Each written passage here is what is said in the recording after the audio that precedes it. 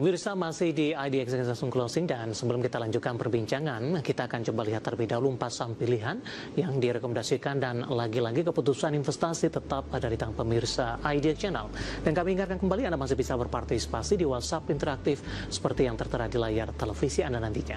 Ya, 4 saham pilihan yang direkomendasikan dari perbankan Big Cap ada BBCA, supportnya di 4840, resisten hingga ke 6400, buy on weakness pemirsa. Perbankan Big Cap lainnya BBRI juga direkomendasikan sama, supportnya di 2200, resisten hingga ke 3000. Dari konglomerasi ada DSSA, buy IBRIC, supportnya 485, resisten hingga ke 1200. Dan dari konglomerasi Prayogo Pangestu tampaknya TPIA lebih direkomendasikan, buy IBRIC, supportnya di 1200, resistennya saya akan coba cek ini cukup lebar ini di 2.660 rupiah per saham. Nanti kita akan coba konfirmasi lagi pemirsa apakah posisi support dan resistennya cukup lebar, dan kita juga akan pertanyakan nanti pertimbangannya seperti apa. Ya, 4 saham pilihan yang direkomendasikan dan lagi-lagi keputusan investasi tetap ada di tangan pemirsa IDX Channel. Pak Andri, kita lanjutkan kembali Pak. 4 saham pilihan yang Anda rekomendasikan tadi BBCA secara fundamental sudah kita ulas. Kemudian saat ini dari sisi teknikalnya Pak, di penutupan sesi kedua laju penguatannya terbatas di 0,90% dan kembali diperdagangkan di level 5.600-an. Intraday hari ini sempat di 5750. Buy on weakness di level berapa Pak untuk BBCA, dan ada perubahan tidak dengan posisi laju penguatan di sesi kedua untuk BBCA?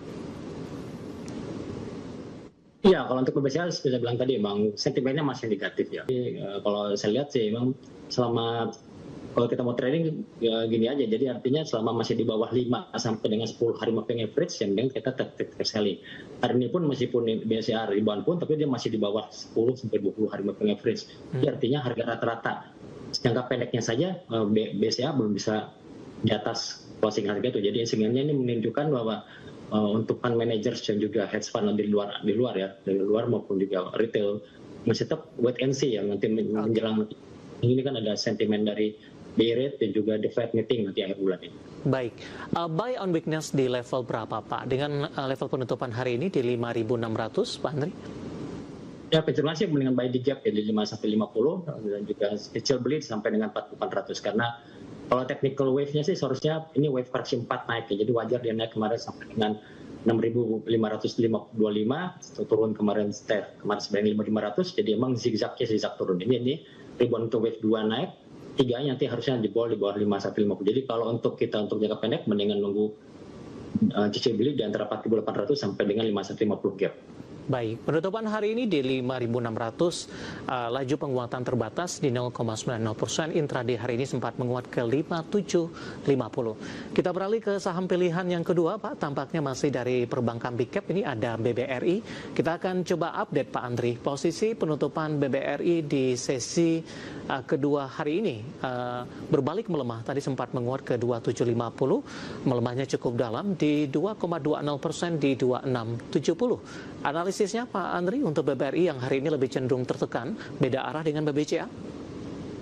Ya, kalau BBRI mungkin dilihat dari hari ini terpuruk ya, karena dilihat dari data ekonomi ya.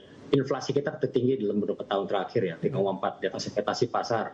Yang kedua juga PMI juga manufacturing jelek, berarti artinya kalau sektor manufacturing jelek berarti nggak bagus nanti buat NPL-nya, untuk sektor NPL untuk ke BRI-nya juga. Dan juga kalau dilihat juga emang sentimen suku bunga naik ini juga meningkatkan margin daripada BRI. Dan juga yang keempat dari wave-nya pun sama seperti BCA, masih tekanannya masih tetap akan turun ya.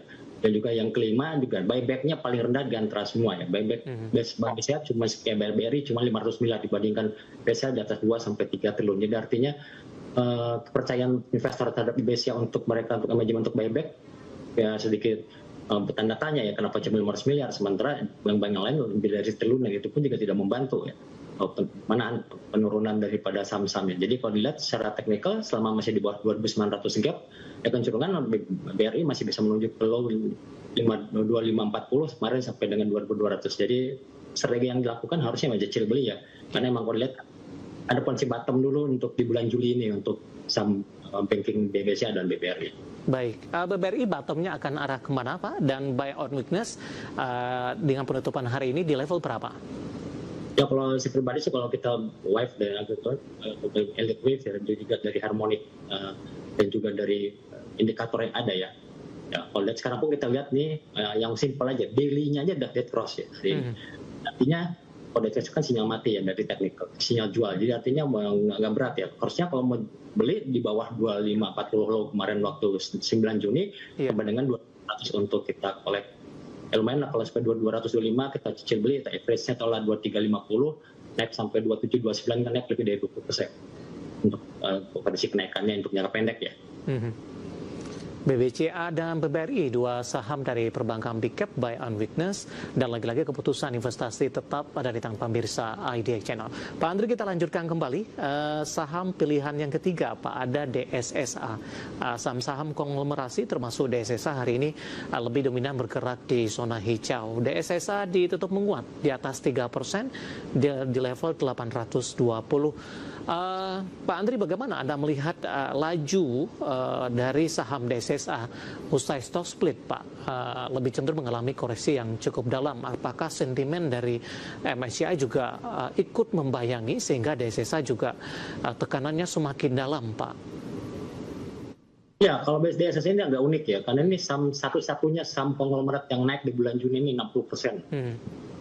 Lain pada terpuruk semua negatif semua, dia masih naik 60%, meskipun secara year to date dia kan dari 1.400-an kalau nggak saya turun sampai dengan ini setelah stock split tuh hampir turun hampir 80% lebih ya. Saya pikir wajar lah kondisi sekarang ini, makanya saya rekomen hari ini buy if break. Jadi beli kalau dia ada muncul demand di atas 920 ya, menuju 1.020 sampai 1.200. Tapi kalau untuk tren kita mau cicil beli agak dalam ya, karena memang supportnya gapnya di 685 sampai 480. Punya kemarin ke 415. Kalau dari target harmonik sudah kecapai, tapi ya karena ini sekarang lagi di atas ini ya, sudah naik hampir lebih dari 100% ya. 100% malah ya, dari low-nya kemarin 415, sekarang di 460, berarti saya yang prefer untuk buy break. Jadi mendingan kalau tembus 920 berarti masuk wave koreksi C naik, bisa menuju ke 1050 sampai 1200 untuk kita trading jangka pendek ya. Baik, IBRIC ya di 920, penutupan hari ini masih di 820, dan di sepanjang perdagangan Juni ini DSSA sudah memangkas dari sisi pelemahan yang sebelumnya sempat melemah ke level 400-an pemirsa, dan lagi-lagi keputusan investasi tetap ada di tangan pemirsa IDX Channel. Terakhir Pak, dari saham grup Prayogo Pangestu TPIA juga by IBRIC, tapi support dan resistennya ini cukup lebar ini Pak. Apakah memang pola pergerakan saham TPIA dalam beberapa waktu terakhir naik signifikan, kemudian koreksi juga cukup dalam, Pak Andri? Analisisnya seperti apa untuk TPIA? Ya, sama juga kayak DSSA ya. Untuk jangka menengah panjangnya belum bottom, tapi kita manfaatkan ini kan kita prediksi ini kan untuk jangka pendek. DSSA saya prefer untuk beli di atas 2.200, kan itu bisa masuk ke wave B dalam C, jadi artinya juga masih ada sekali lagi naik sampai 2.200 sampai 2.660 ya. Bahkan kalau nggak salah bisa sampai 2.900, sudah ada gap di 2.900. Bahkan TPIA masih ada gap di 5.000. Jadi tapi kalau kita jangka pendek kita nggak usah jauh-jauh lah, ngomong 26 sampai dengan 2.900. Tapi kalau untuk supportnya kita lihat di sini 1650 sampai dengan 1.300. Jadi emang kalau kita mau bangun masih agak rawan ya. Dan kita beli kalau kenapa kita sarankan beli buy off break? Itu stop loss-nya murah karena kita tahu support sebelumnya. Tapi kalau kita beli di bottom jauh, karena ini kan level terendah dalam tahunan ya. Betul. Jadi kita bisa lebih dari close-nya bisa lebih dari 10%. Tapi kalau kita beli off break, kalau salah pun udah balik paling cuma 5 sampai dengan 3% untuk kita angkat posisi. Baik, penutupan hari ini masih di 1680, Pak Andri. Perkiraan untuk buy IBRIC-nya nanti supaya bisa menembus ke atas 2.000-an kembali kapan itu, Pak? Ya, sebenarnya tadi memang agak Juli ini kemungkinan ada bottom ya. Cycle-nya di bulan Juli ini lebih jelek dibandingkan bulan Juni Mei. Iya. Jadi, lebih jelek ya. Jadi artinya, tapi biasalah biasanya menjelang the Fed meeting, BI rate, dan juga biasanya kita lihat juga kan Juni ini kan dalam 10 tahun terakhir itu selalu hijau. Ya kita berdoa aja emang harusnya sih, karena memang kondisinya sudah teknikalnya sudah oversold. Tapi rupiahnya ini yang masih rawan ya, karena indeks dolar global ini kan masih trennya masih 105-110. Jadi kalau rupiahnya dihajar lagi mau nggak mau ya saham Konglo dan juga indeks juga akan dihajar juga. Jadi prefer bilang tadi mendingan kita cicil beli di bawah, paling bawah di supportnya, atau kita beli ketika break resisten. Baik, ada 2 strategi ya Pak untuk TPIA, tadi juga buy break dan 4 saham pilihan yang direkomendasikan, dan lagi-lagi keputusan investasi tetap dari tangan pemirsa AJX Channel, ada BBCA, BBRI, DSSA dan juga TPIA. Pak Andri, kita hold terlebih dahulu Pak.